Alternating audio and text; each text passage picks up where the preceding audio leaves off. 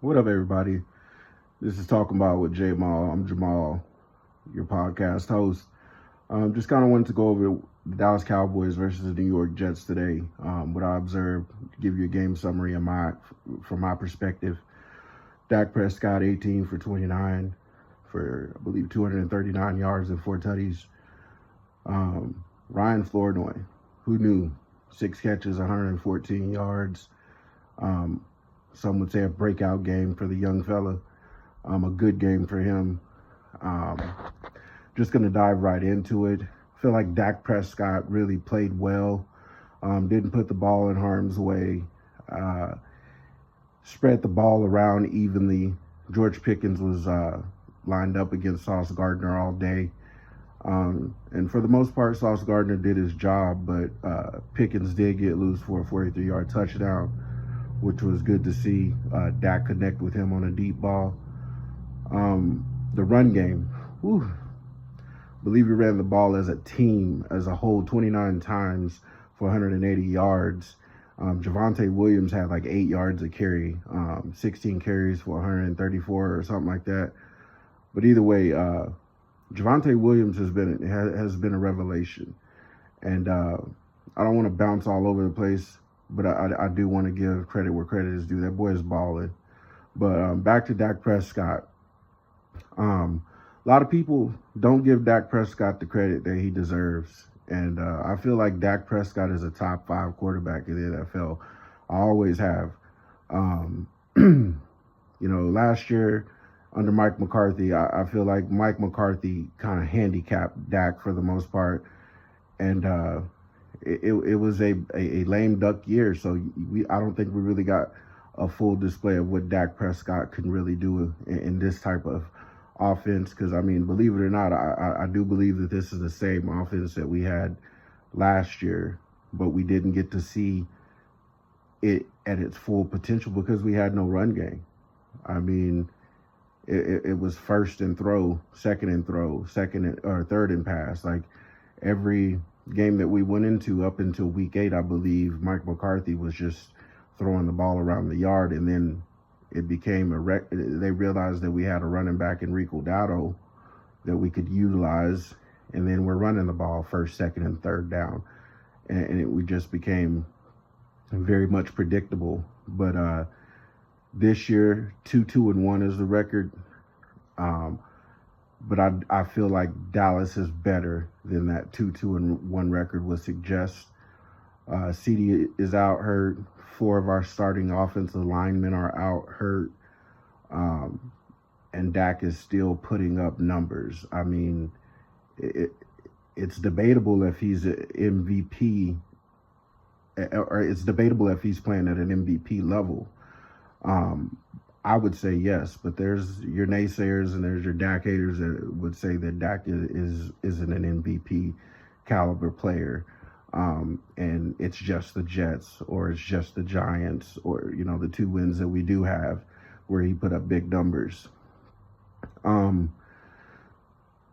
receiving core today, like I said, Pickens and Flournoy did their thing. So did Jake Ferguson. He had 2 tutties.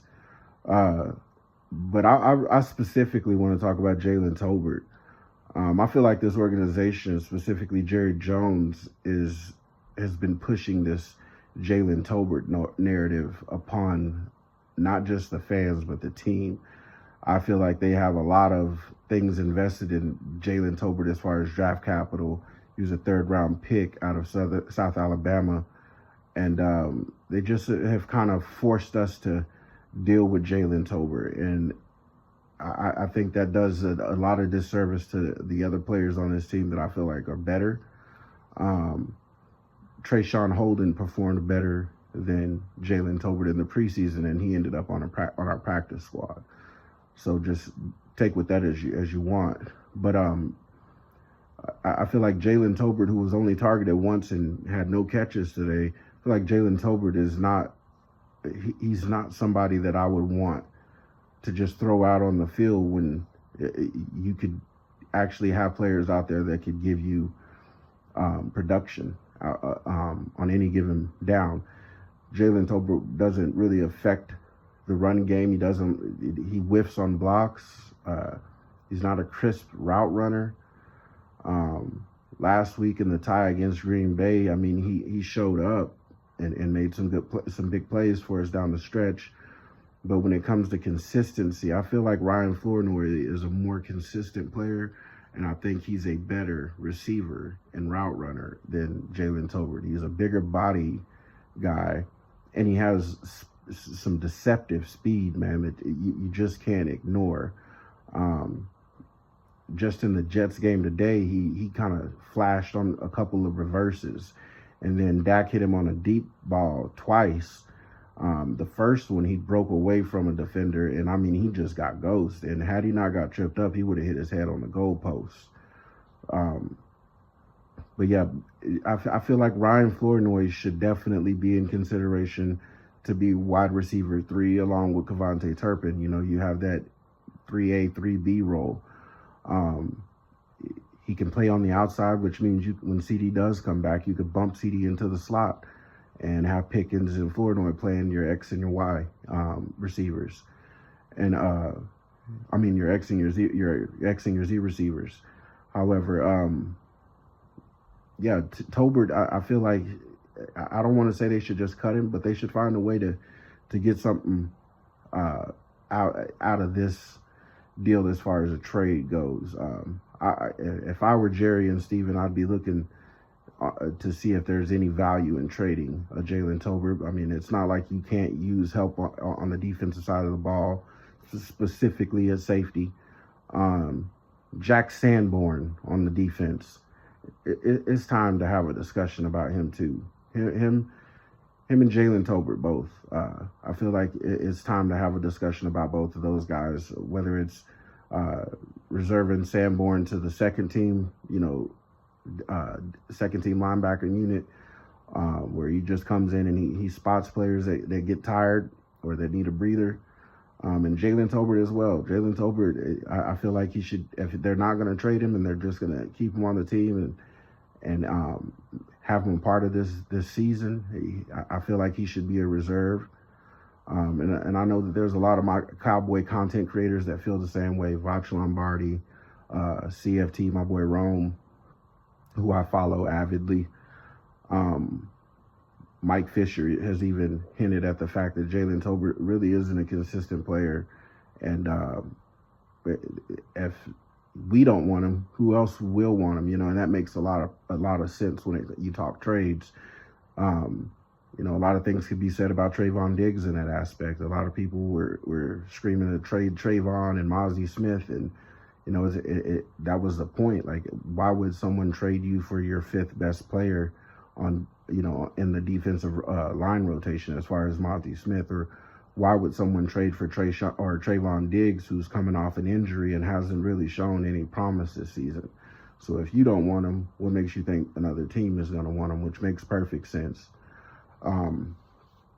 This O-line performed better than I thought that they would. I thought Dak would be on his behind a lot of this game, but I don't even think Dak got sacked once, and if he did, I think it might have been a 1-yard loss or on a design run, but neither here nor there. O-line, Dak, defense, JT.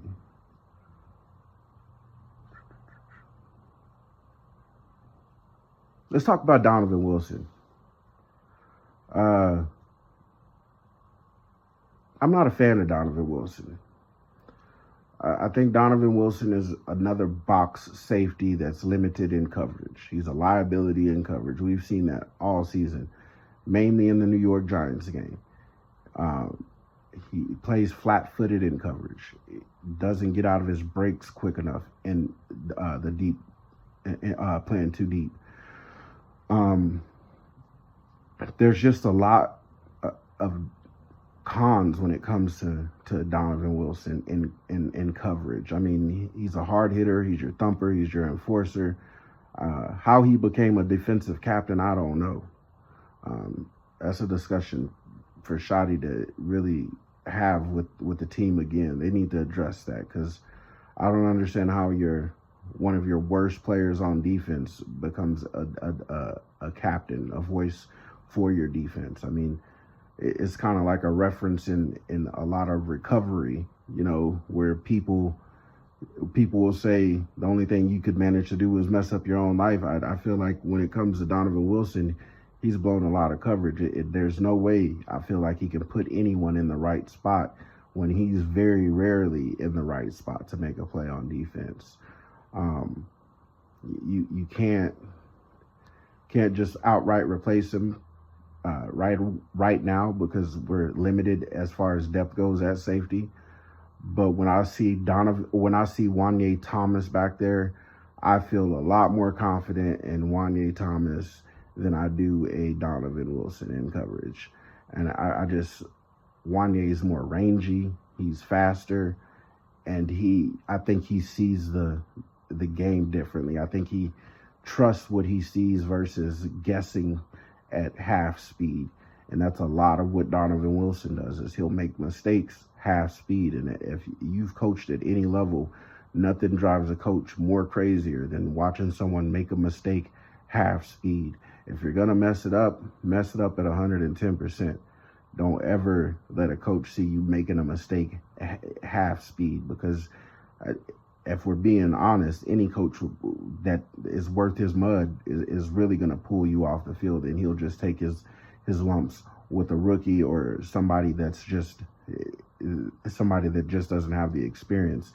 I mean, because what do you have to lose by playing somebody else that's on the team that may not be that you may not be able to trust fully, or that you haven't seen do it quite yet? And throughout Donovan Wilson's career, we really haven't seen him do much but knock people's heads off. I mean, he's a hard hitter, but when it comes to playing the pass, he's a liability once again. A lot of people have been giving Trayvon Diggs a lot of hell this season. And I just got this to say. When you take Mozzie Smith, for example, they've been trying to turn Mozzie Smith into a 3-tech his whole career. He's not a 3-tech. He is a 1-tech, put both hands on the ground, eat up blocks, keep your linebackers clean kind of guy. He is not a 3-tech. He is not a pass rusher. He's none of that. But each defensive coordinator has tried to turn Mozzie Smith into a 3-tech, even the one that we currently have. Trayvon Diggs is a press man corner. When you take someone like Matt Eberflus, who likes to play a lot of cover 2, cover 4, and cover 6, when you take someone like him and put him with the Trayvon Diggs, that's a recipe for disaster, because you're asking Trayvon to trust the zone scheme versus playing man, which is what he's done his whole career, cover 3 and man.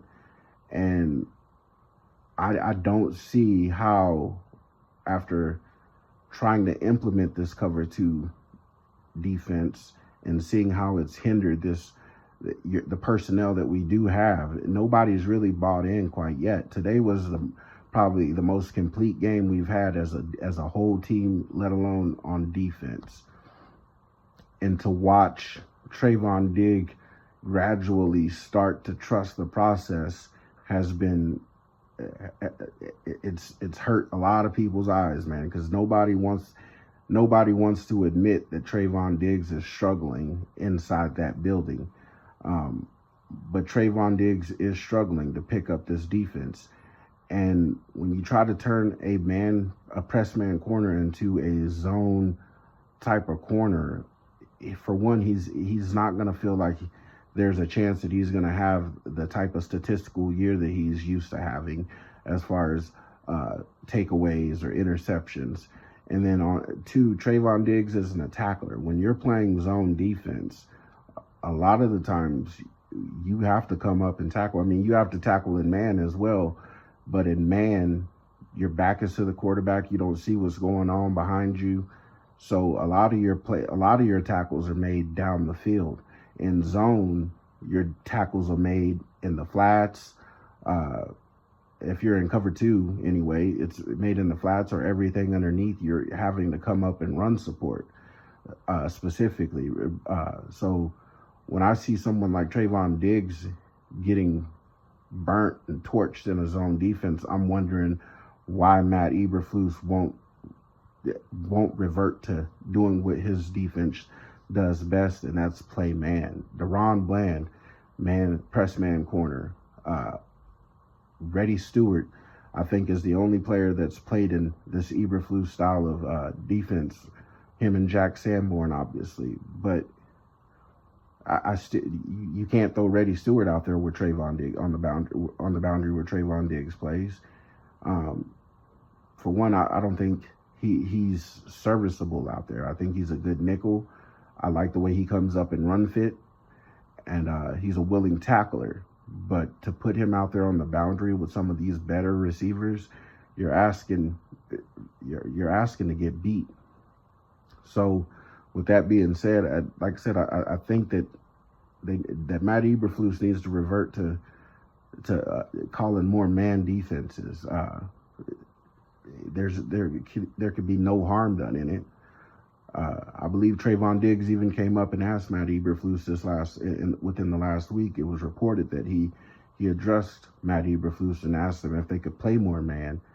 And Matt Eberflus at his press conference just basically said that we're going to continue to do it his way. And if you're going to be stubborn as a defensive coordinator or as a coach, period, you're honestly going to find your way on the unemployment line, which is, I think, exactly why he's no longer in Chicago. As far as speaking about Matt Eberflus, you can't be stuck on your style of doing things when there's more than one way to cook something. I firmly believe that if you switch your defense just a little bit to accommodate your players, you're going to catch more bees with honey than you are with vinegar. And that goes as far as the pressures. Like, today was the first time we've had multiple sacks in a game. And I mean, you had 4 players touch the quarterback today. And that was awesome to see. And you want to see that every week. You want to see multiple players getting home.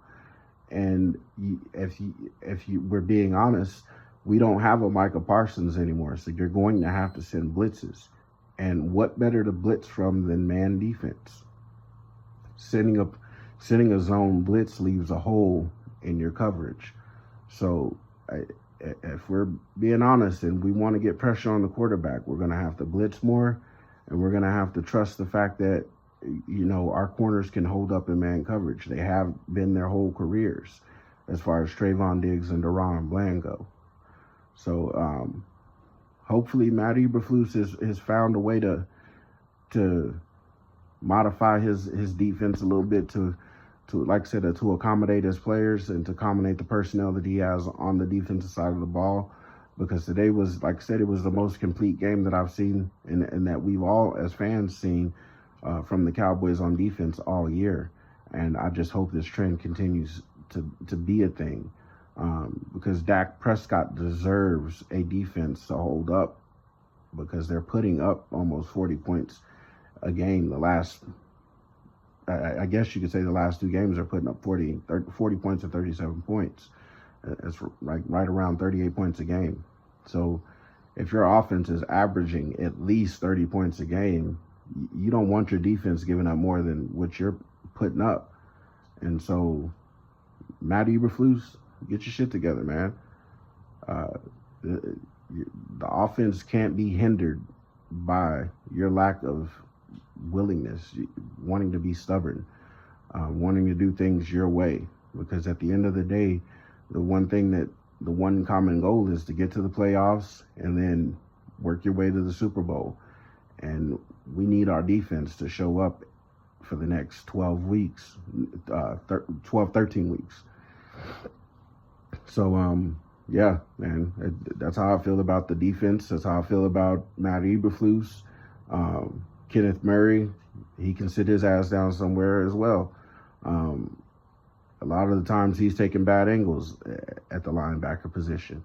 I honestly think that they need to just go ahead and do away with Sanborn and Kenneth Murray, let them be reserves, and play your young fellas, play your young guys, because it seems like those young guys were out there balling today. Maris Leofau forced the fumble, made tackles all day.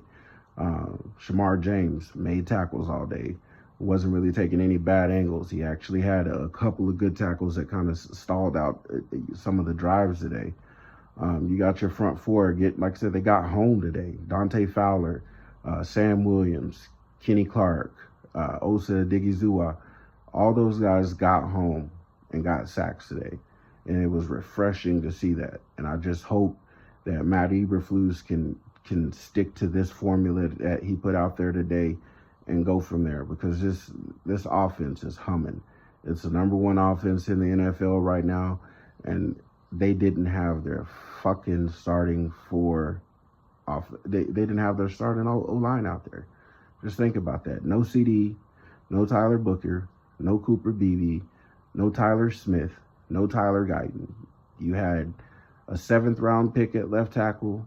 You had 3 undrafted free agents and Terrence Steele, who's a shell of himself from the Terrence Steele that we saw 2 years ago, 3 years ago maybe. So with that being said, I really hope everybody has a great night. Salute to all my, like I said, all my subscribers that have subscribed to my channel and have been looking forward to my podcast taking off.